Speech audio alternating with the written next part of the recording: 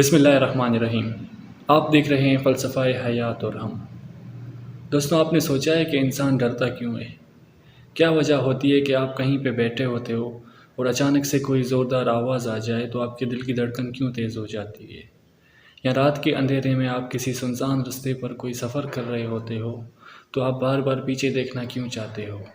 اسی طرح کے بہت سارے واقعات ہمارے ساتھ اور بھی ہوتے ہیں جن کی وجہ سے ہمارے دل کی دھڑکن تیز ہو جاتی ہے اور ہم ایک ڈر محسوس کرتے ہیں۔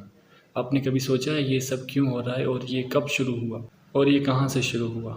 دنیا کی ہر نقل و حرکت کے پیچھے اللہ تعالیٰ نے کئی نظام رکھے ہوئے ہیں۔ ہر کام کے پیچھے کچھ نہ کچھ نظام رکھا ہوتا ہے۔ ڈر کو سمجھنے کے لیے ہم تھوڑا سا تاریخ کو دیکھتے ہیں۔ جب آدم علیہ السلام نے اپنے بیٹے شیش علیہ السلام کو اپنا جانشین مقرر کیا۔ شیش علیہ السلام حضرت آدم علیہ السلام کے تیسرے بیٹے تھے۔ حابیل کی شہادت کے بعد اللہ تعالیٰ نے انعام کی صورت میں نوازا تھا شیش علیہ السلام کو، اور بعد میں جو نبوت کے مقام پر بھی فائز ہوئے۔ آدم علیہ السلام کے بعد شیش علیہ السلام دوسرے انسان تھے جنہوں نے انسانیت کی رہنمائی کی۔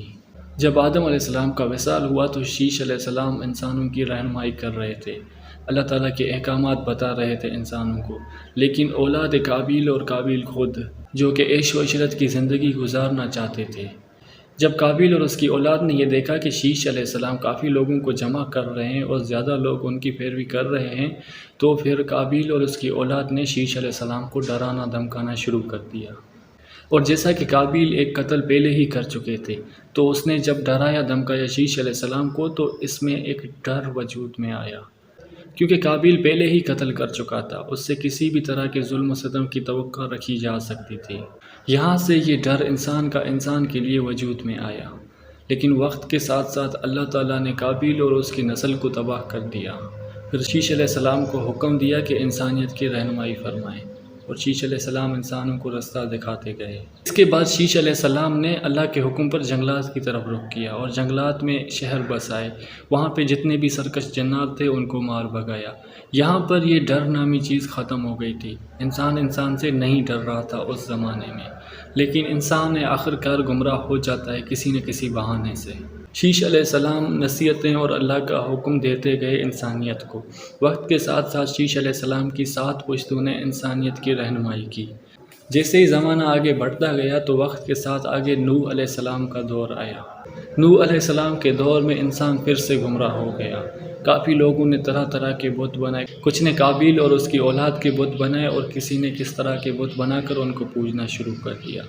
جب انسان بہت زیادہ گمراہ ہو گیا تو اللہ تعالیٰ کی طرف سے ایک بہت بڑا طوفان آیا۔ اللہ تعالیٰ نے نوح علیہ السلام کو حکم دیا کہ جتنے بھی نیکوکار ہیں تمہارے ساتھ ہیں ان کو اس کشتی میں سوار کر دو۔ تو کچھ لوگ اس کشتی میں سوار ہو گئے اور باقی جتنے بھی بدبخت اور گناہ گار تھے وہ اس طوفان میں غرق ہو گئے۔ یہاں پر آ کر انسان کا انسانیت کے متعلق جو ڈر تھا، جو خوف وہم تھا، وہ ختم ہو گیا۔ صرف اور صرف اللہ کا ایک خوف بچا۔ لیکن انسان خود کو بہت عقل مند سمجھ کر کچھ ایسے فیصلے کرتا ہے جو اس کے گلے میں فٹ ہو جاتے ہیں۔ وقت کے ساتھ ساتھ جیسے زمانہ بڑھا، پھر قوم عاد، قوم سمود اور اس کے بعد نمرود، فرعون، ایسے سرکش انسان آتے گئے جو تو خود تو تباہ ہو گئے لیکن اپنے پیچھے بہت سارے معصوم لوگوں کو بھی تباہ کر دیا انہوں نے۔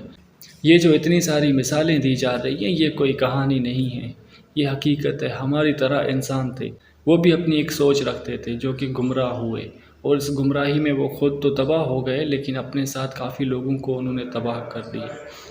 اور جیسے ہی زمانہ آگے بڑھتا گیا تو اللہ تعالیٰ بھی اپنے پیغمبران کرام بھیجتا گیا زمین پر، یہاں تک کہ خاتم النبیین حضرت محمد صلی اللہ علیہ وآلہ وسلم کے زمانے کی بات کی جائے تو اس دور میں بھی کافی گمراہ انسان موجود تھے۔